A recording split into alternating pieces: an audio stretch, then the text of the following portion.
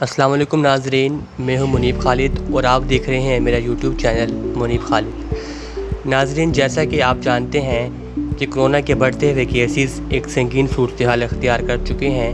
اس کے کچھ مناظر بھارت میں بھی دیکھے جا سکتے ہیں۔ ناظرین، بھارتی کرونا وائرس ڈبل میوٹینٹ دنیا بھر کے لیے خطرہ بن گیا۔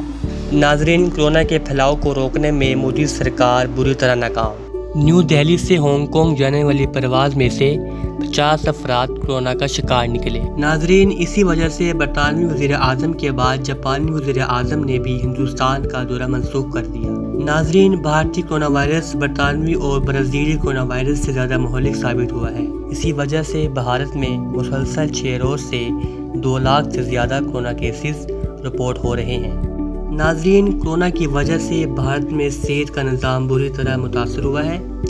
کرونا سے مرنے والوں سے مردہ خانے بھرے ہوئے ہیں، ہسپتال بھر گئے ہیں، مریضوں کے لیے بستر نہیں بچے، مریضوں کو واپس کیا جا رہا ہے، بے بسی کی کیفیت ہے۔ ناظرین، مریضوں کے گھر والے سوشل میڈیا پر بیڈ اور دوائیوں کی اپیلیں کر رہے ہیں۔ آکسیجن نہیں ہے اور مریضوں کے لیے ہسپتال کا بستر ڈھونڈنا مشکل ہو گیا ہے۔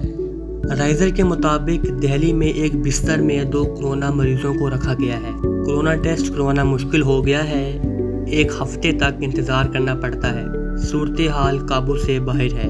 ناظرین، ممبئی کے اسپتالوں میں بستروں کی کمی کی وجہ سے مریضوں کو راہداریوں میں رکھا جا رہا ہے۔ ناظرین، ہسپتالوں کے مناظر خبردار کر رہے ہیں، عوام کو سنجیدگی دکھانے کی ضرورت ہے۔